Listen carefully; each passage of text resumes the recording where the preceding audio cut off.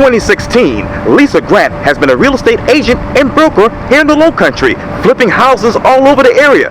Now she's bringing her expertise in real estate to television with a reality television show called Flipping Charleston.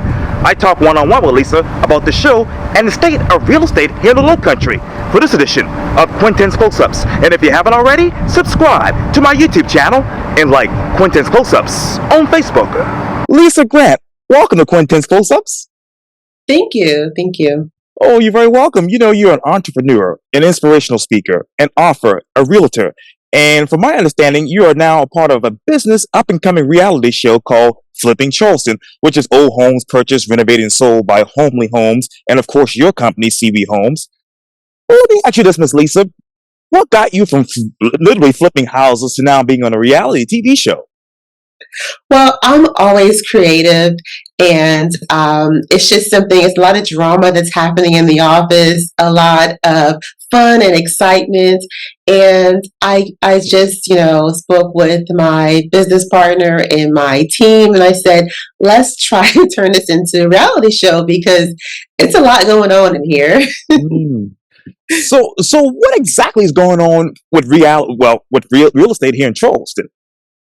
Yeah, real estate in Charleston is amazing, right? Everyone cannot put Charleston in a box because Charleston is growing. And I think we're up to at least like 70, 75 folks a day moving to Charleston. And that's a lot of people. So the real estate market has been in an up and down cycle. And we just, entered into this buying foreclosed home and flipping them because we realized the neighborhoods are changing. Back in the day, we had redlining and other things that held us back. And so now as, a small business, we're trying to get into real estate investing and also trying to teach other people about the real estate in Charleston. It's very diverse. It's not just a one line or a one-way street. It's very diverse in Charleston. And so where exactly is the diversity when it comes to real estate here in Charleston, Ms. Lisa? Yes, there is a lot of things you can do with real estate in Charleston. Of course, there's renting homes. You can buy properties and you can rent them out. And you can also help the cycle in the housing department by renting them to lower income people. And you can also, of course, buy a foreclosed home and flip them. The real estate market is great, but there is always going to be a handful of homes that unfortunately goes into foreclosure. And so learning how to buy those homes and purchase them with a team or by yourself and flip them into a rental property or flip them into a quick sale. And of course, there's always, buying and holding real estate and selling, your home, family home. There's a lot going on in the news now with people that have property, family property, and investors are always trying to come in and, scoop them out. So there's a lot going on in Charleston. And let me break this down for you, Miss Lisa. So let me ask you this. How many homes are you buying as far as foreclosure for with your team? So we go to the auction. There's always a monthly auction in every county, and we go to the auction every month. Now, sometimes you get lucky, sometimes you don't, but we at least try to have 2 to 3 homes that we're flipping at a time. Wow. You don't want to get too bogged down into having too many, and then you lose focus, So we're always trying to have at least 2 to 3 that we're working on at a time. So how many foreclosed homes are there currently in the Charleston area? The market changes, but when we go to these auctions, there's at least 30 homes on the list. Now, they do drop off as time goes throughout the month, but, there's always at least 10 to 15 properties. At least in Charleston County, you have Dorchester, Berkeley. There's a lot that you could do, and, 10 to 15 homes per county per month. There's a lot of homes. Yeah. Oh, yes. So with those particular homes, Ms. Lisa, how many of those have you actually turned into rental homes? So we don't turn them into rental homes. We've flipped 2 homes so far with the Flipping Charleston reality show. And our goal is just to purchase them in a foreclosure and to sell them quickly. So it's almost like, what you see on HGTV where you go in, it's not HGTV. Everything on TV is not real, but it's definitely similar to that. Going to an auction and trying to flip the home within 30 days. So we try to sell it within 30 days. And what is your target goal, say, for this month? The target goals for this month is to at least get 2 more properties. The properties are so diverse because you could have something that's needing a lot of work and you don't know until you actually go into the property, and you can't get into it until after you buy it. So you're looking around the neighborhood trying to figure out what's going on in the property, and then once you buy it, you could walk into disaster. You can walk into something that just needs cosmetic updates. And then our most recent property in Hollywood actually came with over 4 acres. So we have the opportunity to do a lot with that property than just flipping that house. So you never know what you're going to get. It's like a Forrest Gump thing. You just never know. You never know what you're going to get. That's funny because I used to work at Bubba Gump's downtown many years ago. So that's a great place and a great movie, by the way. Yes. So, Ms. Lisa, let me ask you this: with Charleston growing, and this might be a silly question, but how many more foreclosure homes are you seeing popping up in the market? There's a lot that's popping up. Before when we first started, we went to the auction just to observe, just to see what's going on. And it was about, 3 or 4. But as the year go along this year, we're coming up with 10, 15 that's like staying on the foreclosure list. And it's very unfortunate. You never know what, the situation is for someone. But, if you're going to take that property, then you have to understand the neighborhood. And we're all from Charleston, right? We're all home, raised, grown from Charleston. So we understand the market and also the neighborhood. So it's a lot going on. Most recently, with foreclosed home, it's been an increase. Wow. So where's that percentage-wise for your company? Percentage for my company, it's about 25% of my business. I also am a real estate broker, so I sell homes. I help, clients buy home, purchase home. I also have a home decor store where we sell home items in the store. So I wear a lot of hats. So right now, this is about 25% of my business, but it's 100% of the combination of homely homes and CB homes. Wow. So, Ms. Lisa, let me ask you this. How long are those those foreclosure homes, I should say, are actually on that foreclosure list? They could be there for up to 2. So it's very complicated. And we're thinking about having a podcast just to explain the process because it gets kind of complicated. Sure. You may have a home on a foreclosed list for a month, and then it could easily go away within that week because the bank may buy it back, or the bank may say, you know what, we're just going to go ahead and bid on it, buy it back, and do whatever you want to do with it. Or the actual homeowner comes in and say, you know what, I have the money, let's take this off of the auction list. So it varies. And that's one of the things that we hope to do in the next, by the end of the year, have a podcast so we can explain the process, because we have a lot of people trying to understand how can they get into the business, what's going on, and they have the same exact questions that you have. And it's a long, complicated answer that it's like, let's just do a podcast and make sure everyone knows, because we want to share the information. We want everyone to grow. I think I can tell you exactly what I do, and it may not work for you, but I do want to educate our community and let them know there is wealth in real estate, and let's all make money together. Yes, indeed. So, Ms. Lisa, let me ask you this. In the past, say, 6 months, how many of the banks have actually come online and taken these foreclosure homes, and how many of the homeowners have come back and say, hey, I have the money to keep the house in place?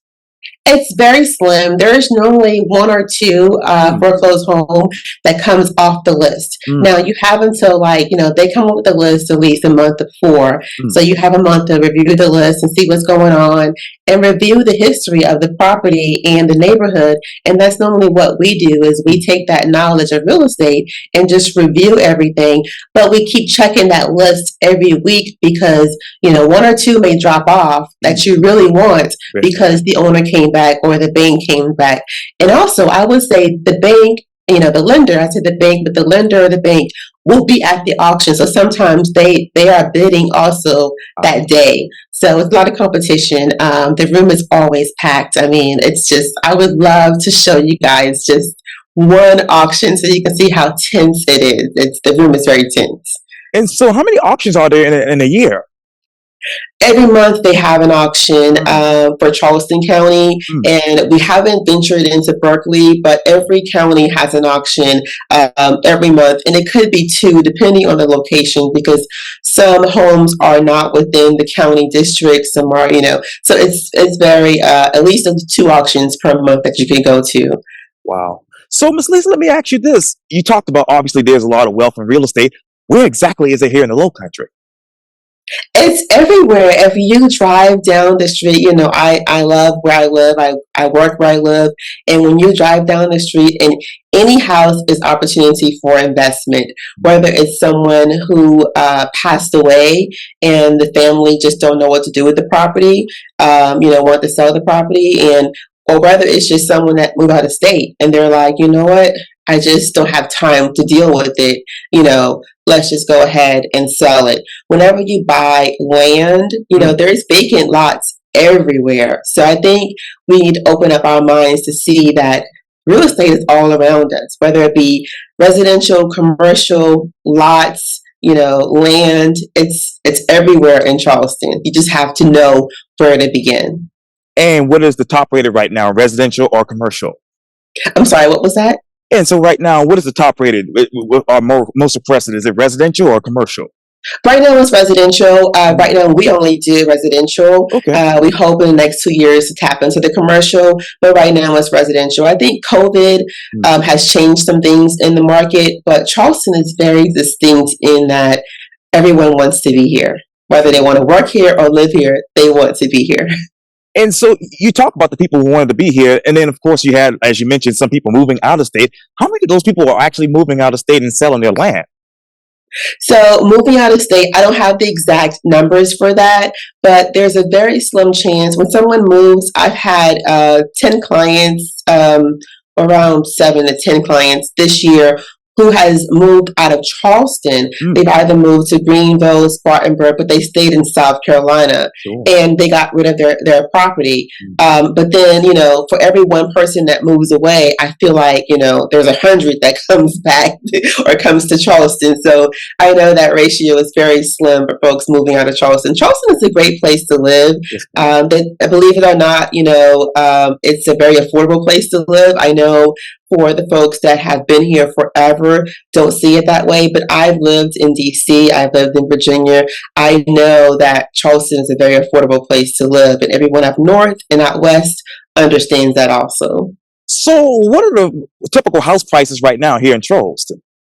Roughly, it's around $330 to $375 is a single 3-bedroom home.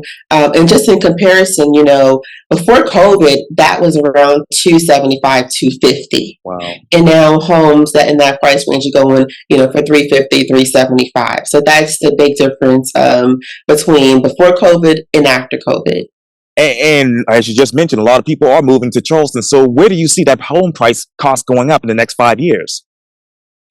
So Charleston, like I said, I keep saying this, but it's, in Charleston, when you bring in businesses and you bring in other, entertainment, Topgolf, those type things, people are attracted to that area. And, frankly, we have the beaches, right? Everyone loves the beaches. So the cost of homes, I do not see that going down anytime soon. Now, it may taper off to where it's, kind of stable, but Charleston is still the place to be. And I don't see the prices going up too extravagant, but I don't see it definitely going down either. Now, where exactly in Charleston are people moving to? People are moving to Daniel Island, Mount Pleasant. They love the beach. Somerville, because of the suburbs, they don't want to be too in the middle of things. They want to be away from traffic. I would say the 3 counties of Charleston, Berkeley, and Dorchester, everyone wants to be all around that area. Every neighborhood, every city has a quirk to them or a positive to them that everyone sees. You just have to, be open to the fact of, do you want to be in the outskirts of Charleston? Do you want to have a lot of land, a lot of, place to run around? Or do you want to be in the hub and just walk to, the nearest bar or the nearest, entertainment venue? So how many? There's some Jesus right nearby. Sorry, but but how many of those people are actually wanting to move near a hub versus the suburbs? Yeah, most of the folks want to live in the suburbs. They want to be able to have the opportunity to live close to the beach. I mean, up north, people don't see the beach too often. So they want to be able to live close to the beach, but they don't want to be in that hub around the nightlife or around, the center of everything. So folks are trying to live on the outskirts in the suburb of Somerville, Ridgeville area, Mounts Corner area, and they're pushing folks, that way because of the traffic. So I totally get, the understanding. Once in a while, you have, someone that wants a vacation home in Isle of Palms or, somewhere in downtown where they could just come in and fly in and be out. So yeah, it's very, it changes a lot, but yeah. Wow. So what other changes do you see with that, Miss Lisa? What changes do I see? So, Charleston, I see it as everyone still wants to come in and live in the suburbs because now with, you can work from home, a lot of folks are still working from home. So they still want the suburb life of being able to have the yard space, being able to have the close-knit community, you know who your neighbors are. So I definitely see the expansion in Ridgeville area. I see it in Mounts Corner area. I see the expansion of where folks want more land for their home. So if you have property in those areas, keep them. I know I probably shouldn't say that because I'm a real estate agent, but hold on to those properties because land is money. Land is wealth right now. So, I was just thinking about Jedburgh too. There's a lot of people moving there as well. So, where else are these vacant lands here in the Lowcountry? People don't look on the county website, but if you're driving down the street and you see a property, normally you'll see houses and you'll see a big space. That could be a vacant land, an open lot. A lot of land are in the Walterboro, Orangeburg area. If you want to build a house, Forest Mounts Corner, Orangeburg area, a lot of commercial lots are being opened up now to subdividing. And so that's an opportunity also to where if you bought a piece of, 5 acres, 4 acres, think about subdividing that lot. You don't have to use the whole thing for one use. Wow. And so, Miss Lisa, when you think about home sales, and let me go back to it, how many commercial lots are there available? Commercial lots, I don't have that number right now, but if I drove down, let's say Dorchester Road right now, Yes, you ma'am. would see a commercial lot for sale on every block. Wow. Commercial has had a hit also because of the work from home and because of the COVID, but it's coming back because you see everyone is building. I mean, we just moved into a new unit a year ago Wow. here on Dorchester Road, so definitely it's making a comeback. Commercial properties. Wow. So, where is that, say, pre-COVID?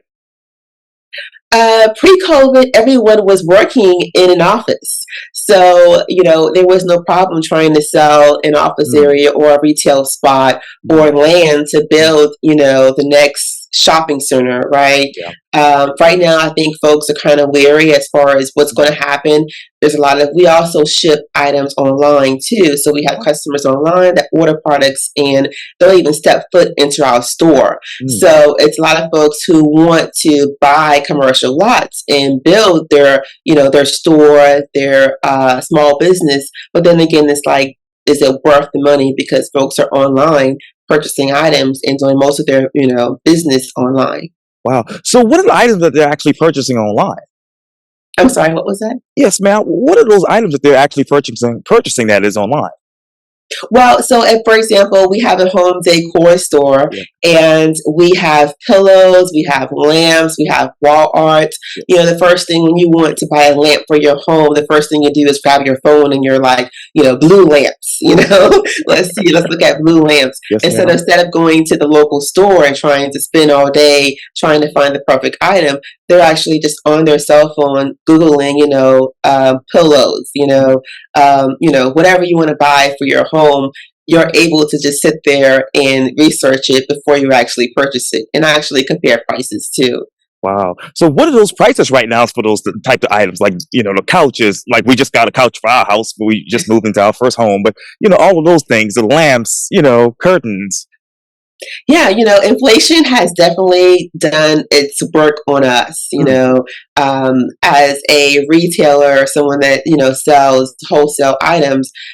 Their inflation rate has definitely increased. So supply chain issues that we're having, and so the prices have definitely increased over the years. And actually, over the past month, it just goes up and down. Along with shipping, a lot of folks don't understand that in order for them to have the products just to your store, they have to ship those items also, and then you have to ship them back out online. So a lot of cost that goes into that business. And that's why I say there's a lot of hats that I wear, because having a supply chain or an actual retail store is a lot that goes into that.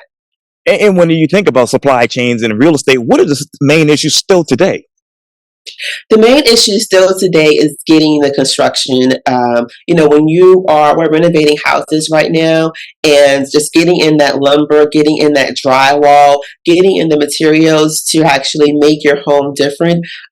We're very trying to have distinct items in our homes, right? We don't have the normal items you see at the local hardware store, but just trying to get those items in. It's very difficult with supply chain and shipping. So that's where some of the issues are also. And if we get picked up and we get a full season, you'll see the challenges that we have. And one thing that I tell them, we want to keep it real. Like, we're going to show you what challenges we have, whether it be the auction or shipping or supply chain. We're going to show you what's going on when we're doing these flips.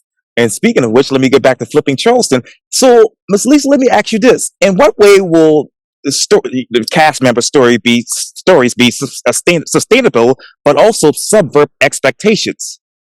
Well, so I'm always telling everyone this is very creative. It's like a flip of flop meets Housewives. It's just, when I partner with my business partner, who's also my sister's ex-husband, I knew there were going to be some kind of like tension there, but having that storyline and also trying to work things out, because everyone always says personal, it's business, right? It's not personal. Right. But it's kind of hard to not have the personal aspect of your life come into business. And so having that show through, also our employees having the, interaction with them, I think the sizzle show, this is what's to come. If we can get, a full season of this happening, you'll see a lot of fun, excitement, drama, just entertaining all around. Wow. So what makes you and the cast unique?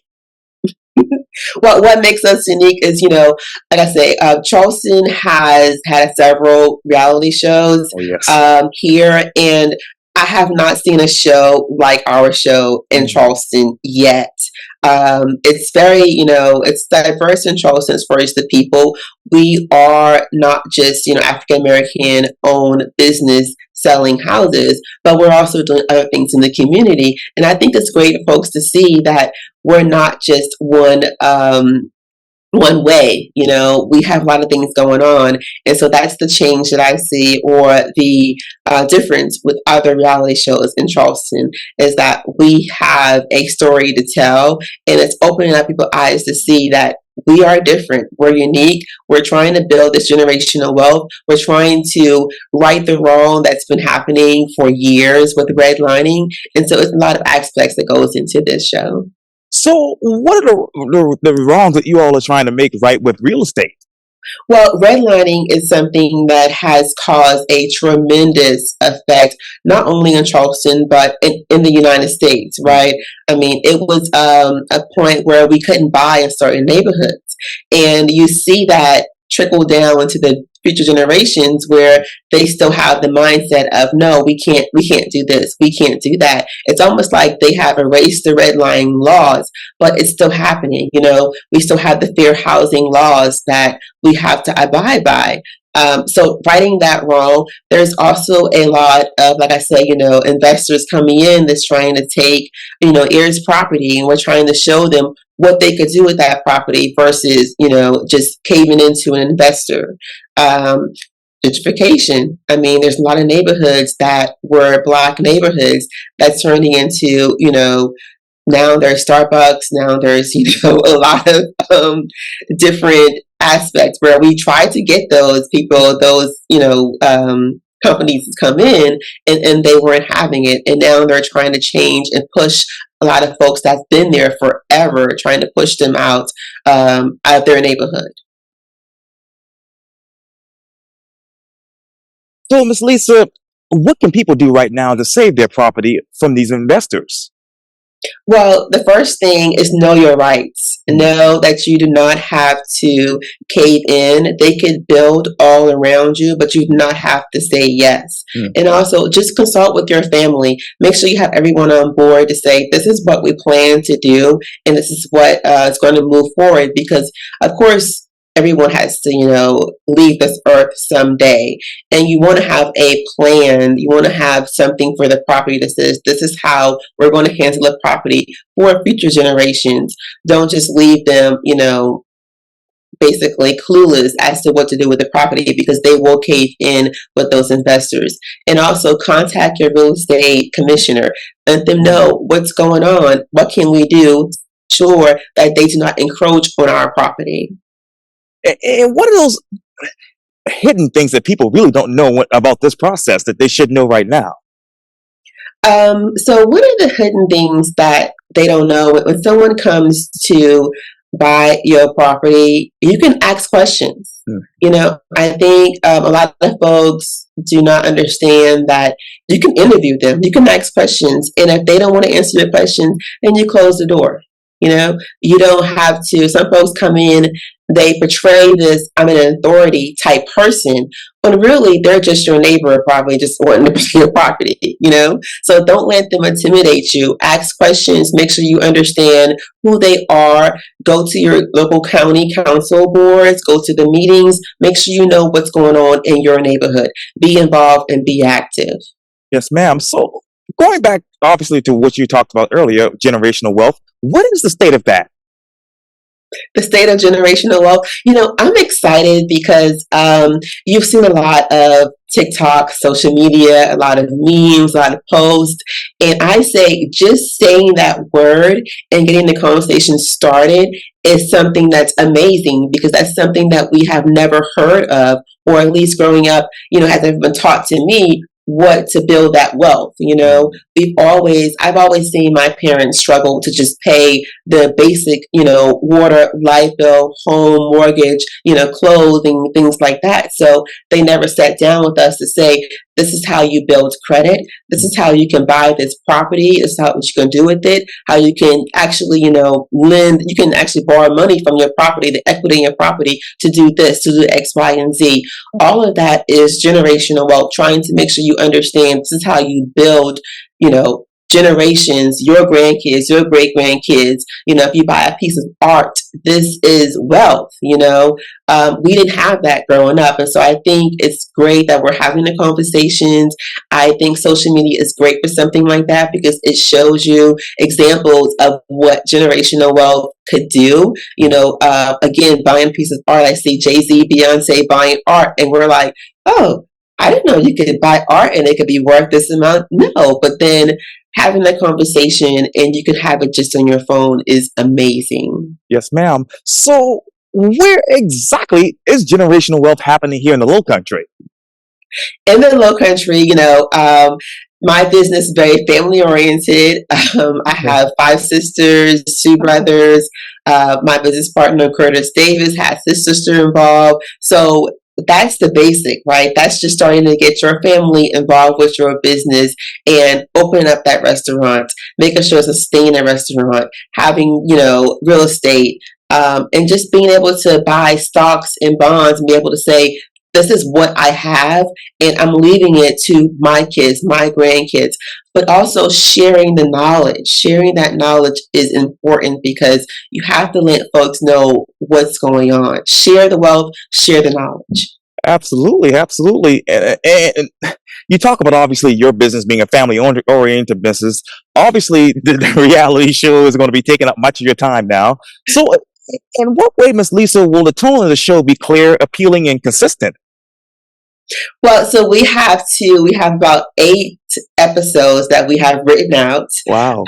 Again, it does, when reality shows, you have to be personal and vulnerable, right?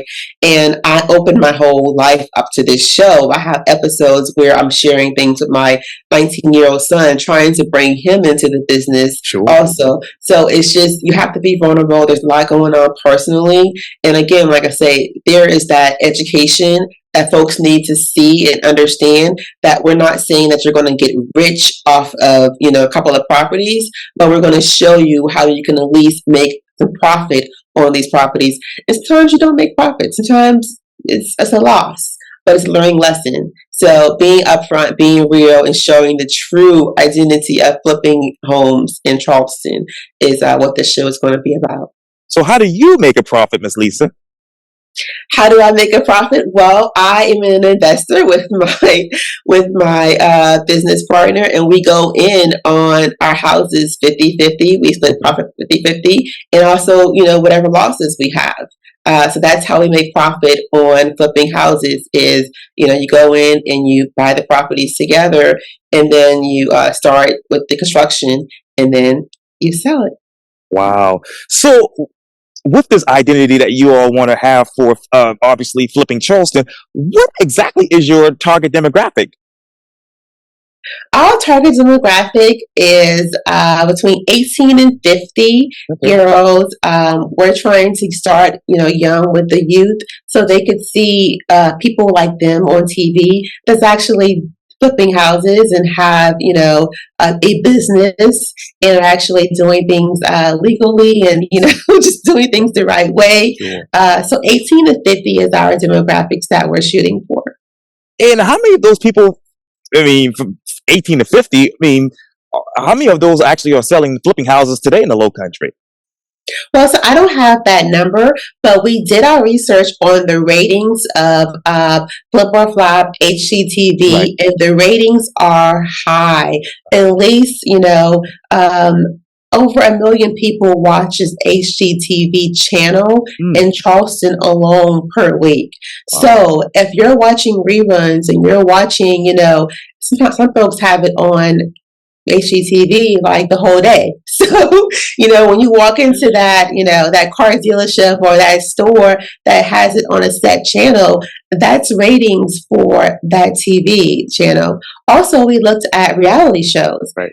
It's a guilty pleasure, but I know some folks that just cannot get away from that reality show because it becomes a guilty pleasure of you want to see what happens next week, or you want to see what happens, because what's going on with the drama and the family interactions that we have. So we've looked at the ratings, and it's definitely, could be a hit, not just in Charleston, but nationally, internationally also. So, are you, Miss Lisa, going to go the cable route or the streaming route? We would love to go the cable route. Of course, we're pitching to our cable networks and Yes, production companies. That would be awesome. But we're also open to streaming. There's a lot of streaming companies out there that a lot of folks haven't heard of, or it's just has the data to prove that this is our demographic. So we would love to go cable. Right now, we're pitching the cable and streaming networks. Wow. And so, Miss Lisa, after taping this particular pilot, which is for this reality show, what more have you learned about yourself from this particular show? Oh, my goodness. I've learned that I'm patient. A lot of patience. I've actually been to a couple of TV shows and the audiences, and I've seen the background work, but there's a lot that goes into taping a pilot show or TV show. And I've learned that I need an assistant, first of all. But also that it's just, you have to have patience because you're taping scenes over and over and over again, and you still want to have that authenticity. Sure.